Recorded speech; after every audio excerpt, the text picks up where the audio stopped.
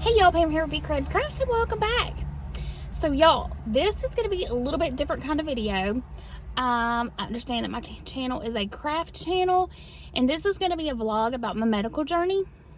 So if that is not something that you want to watch, I totally understand. But I have had several of you that have reached out and asked me questions, wanting updates. So I thought this would be the easiest way to share my story with everybody.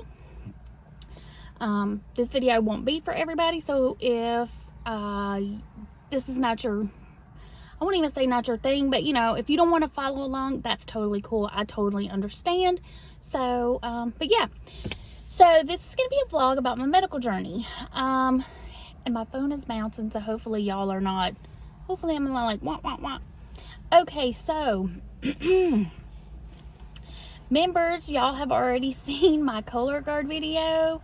Yes, I understand that it's a serious situation. It is not something to take lightly. However, I do deal with certain situations with humor, and that's just how I deal with things. So just keep that in mind. So there is a lot of traffic going on behind me, y'all.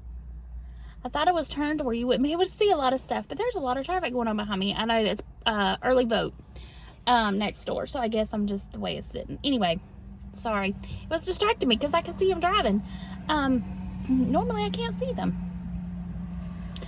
So what was I saying? Oh yeah, so back in August, I went to just for my doctor's appointment, regular doctor's appointment, nothing serious. My shoulder was hurting. I went in to see if there was anything that they could do for that. I do have a frozen shoulder. That is not what this video is about. But anyway, it is part of my medical journey, I suppose.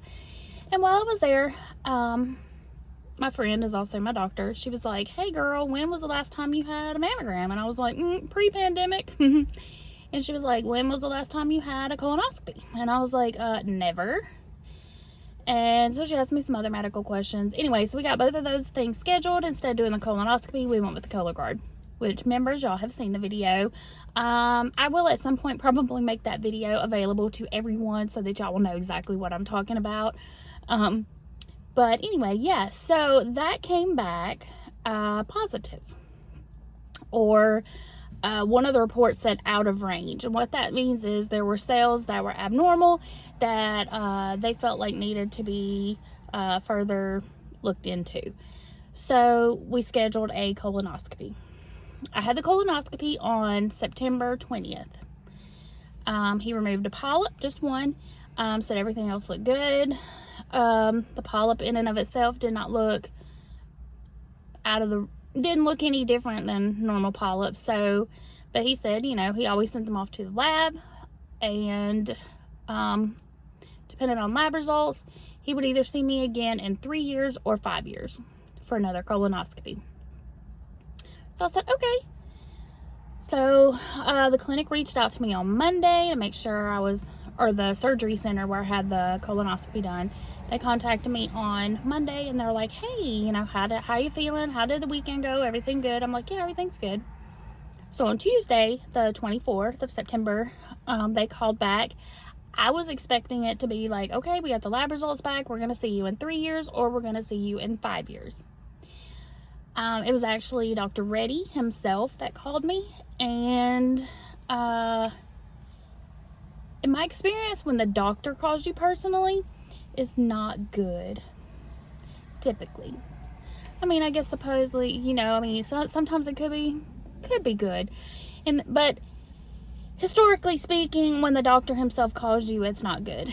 And he notified me at that time that there were, he had gotten the lab results back, and there were cancerous cells present in the polyp. So yeah, so that's where we were at that point in time. I was at work when he called. I was sitting at my desk in my office. I had just got back from lunch, and yeah, so I just kind of sat there. He was talking. I didn't hear what he was saying, but he was talking. I kind of just went numb, you know, just like, I don't know. Yeah, it was a lot to take in. To say that I was shocked is an understatement, because I did not go in for anything other than a routine. I've never had a colonoscopy. It's time. You're of that age. It's time to start doing these things. So I was not expecting that at all. After talking to my mom, apparently our family has a history of polyps. So that in and of itself was not something that I was overly concerned with at that point, prior to him calling me. But yeah, so that's where we are.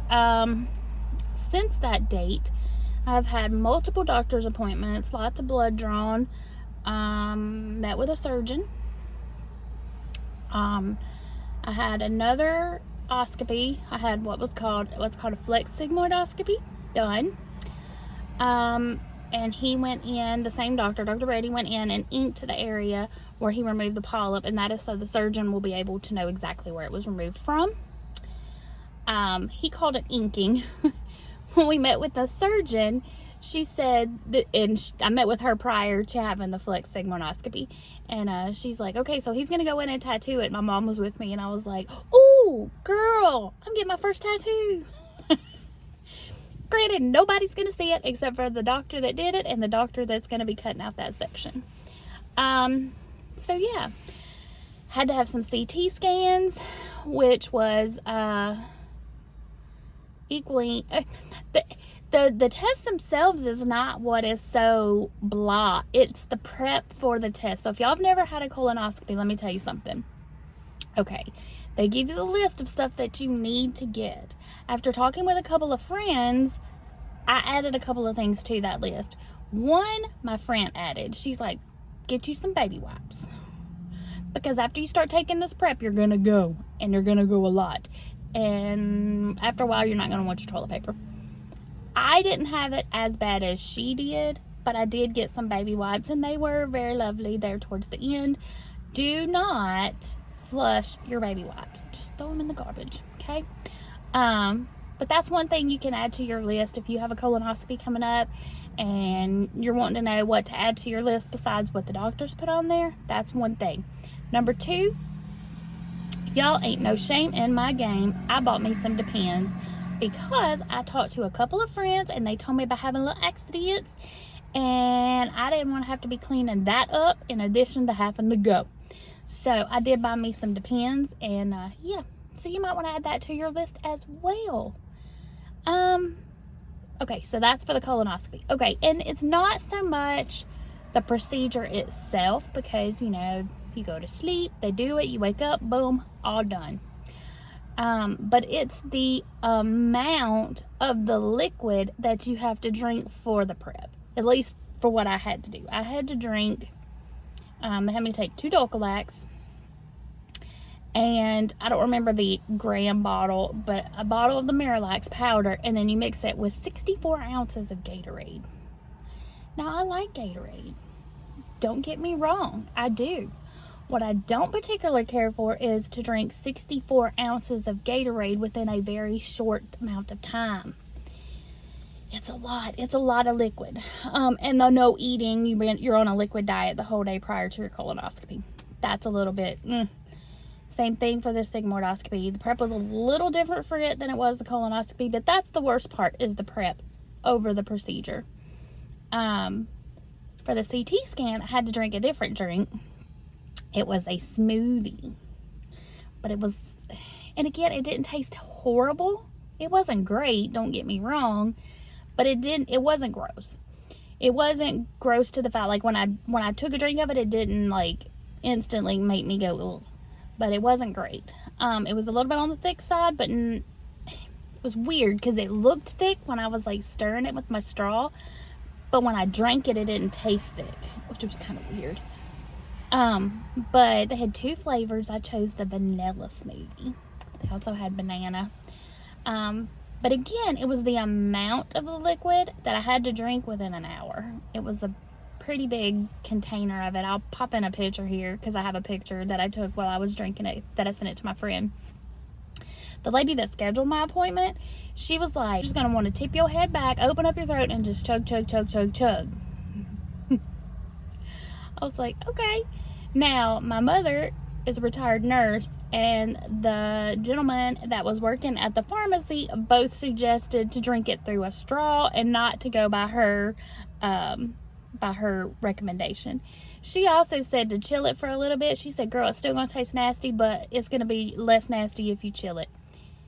The guy at the pharmacy says no, they recommend what did he say? The manufacturer suggests room temperature. So I did leave it at room temperature per their suggestion. But and I tried her way of just one big gulp. That was too much of that stuff at one time. I couldn't do it that way. It was, like I said, it didn't taste gross, but I couldn't handle it that way. So I did suck it through a straw, and I managed to get it all down. And then I went and had the CT scans done. And those came back showing no other cancerous, nothing else in that area, which is good. The surgeon that I've been going to, she expanded the CT scan up to my chest area. She said she saw a teeny tiny small lesion on my lung, which did not appear to be cancer to her. She was going to present it to some other people. She said, but that could be scar tissue. It could be caused by any number of non-serious things. My mind just heard spot, lung, and I tend to over worry. I tend to, I won't say harp on it, but yeah, harp on it. I don't even know what the word is that what I'm trying to say. But anyway, I stress over it.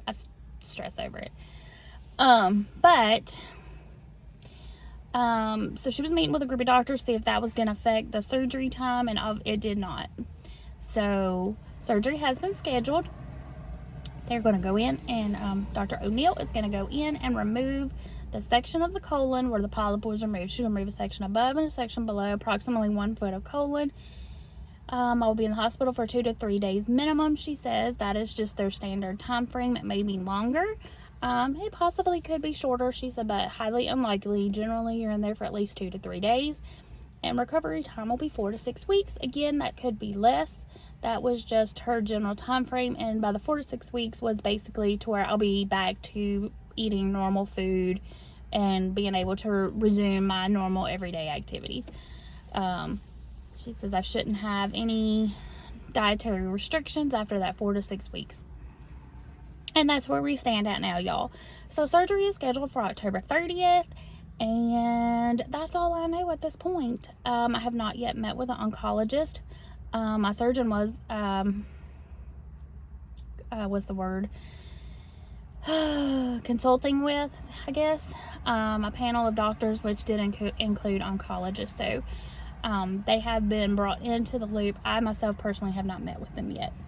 I talked to a friend of mine who went through this about 2 years ago.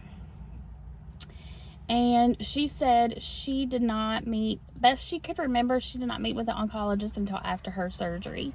So that is when she was referred to oncology and when she started meeting with them and getting a course of action post-surgery. She said she did have to go through chemo, and she did not start that until 1 month after her surgery. So I don't know anything about that yet because, like I said, I haven't met with them yet.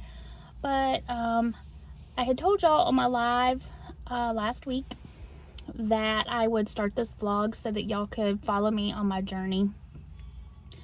I do have a couple of little shorts, like when I went in to get my flex sigmoidoscopy. The lady that was the nurse, she's not the anesthesiologist, she's the nurse. I can't even say the word, y'all. I have to be looking at it. Anyway.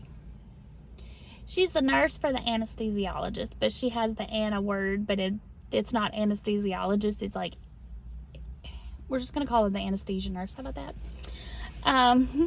So yeah, but she cracked a joke, or it wasn't really even a joke. She just like complimented me, and she's like, I know that's really weird. But anyway, so when I got back to the room after the procedure, I did a little short. I filmed up a little video, so I'll upload that here before too terribly long. When I came out of my flex sigmoidoscopy, like when I was coming out of anesthesia, because when they give it to you, I mean, you go to sleep like boop, and then you wake back up equally as quick. And so I could hear them talking, and I'm like, by the way, yeah, I'm not sleeping. And they're like, honey, we're done, it's over. And I was like, oh, well, that was, I mean, it seems really quick. I mean, like, you go to sleep and you wake, I mean, it seems very instant. But yeah, I told everybody in that little OR room all about my channel. So if y'all are watching, hey, I did. I told them where to find BeeCreative Crafts. I told them if they wanted to learn how to crochet or do any other craft, to just come on and check me out. Oh my goodness, too funny. But yeah, so that's where we're at, y'all. I'll try to do some more videos from the hospital. I don't know how well service is inside the hospital. I know one of the procedures I had done, I had great service. And then when I went to get stuff prepped for the CT scan, I had terrible service and it wouldn't load anything. So it just depends. I guess it just depends on where my room is within the hospital. So all right, y'all, so that's where we're at. So I will try to keep y'all updated as best that I can. And yeah, so y'all, my advice to you, I am not a medical professional, so I will not be giving you any kind of medical treatment. The only thing I'm going to say to y'all is, if you are of a certain age, if you are 45 years or older, get your colonoscopy or the Cologuard. Get it done. If you want to do the Cologuard, do the Cologuard, absolutely. Or if you want to just go ahead and skip the Cologuard and go straight to the colonoscopy, go ahead. I mean, honestly, the procedure itself wasn't that bad. My doctor gave me that option. My friend I had already taken her to have her colonoscopy. It did not sound like a pleasant the colonoscopy prep did not sound pleasant to me, so I opted for the Cologuard, which was different in its own little way. Because, yeah, it just is. But, so, you know, choose whichever one you want, so long as you choose one of them. Go ahead, you know, insurance pays for it. It's part of your wellness prep, so y'all go ahead and get it done. Get checked out. So, yeah. Alrighty, y'all. I've been blabbing for almost 20 minutes, so I'm going to go ahead and get off here. Like I said, I just really wanted to update y'all, let y'all know what was going on, because I did tell you I would do a medical journey. All of these videos that I'm going to put out, all these vlogs, I'm going to name them my medical journey. That way, if you don't want to follow along with it, you don't have to watch those. I considered putting this on my other channel, but the majority of those that were reaching out to me follow this channel, and so I just wanted to put it out here so that y'all would know, because I wanted to get the information to the ones that were asking. And I do appreciate each and every one of you. I appreciate all of your prayers and well wishes, all of the cards and the happy mail, and just everything that y'all have been given to me. I've been feeling and receiving, and I appreciate it greatly. So thank y'all so very much. I appreciate it. And yeah. All right, y'all, it's getting a little warm in my car. It's not super hot today, but I guess because the sun is beaming in on me, it's getting a little bit warm in here, and I do have on long sleeves today. So I'm going to go ahead and get off here, finish up my lunch. But I hope y'all have a fabulous day. Remember, be creative, and until next time, happy crafting. Bye!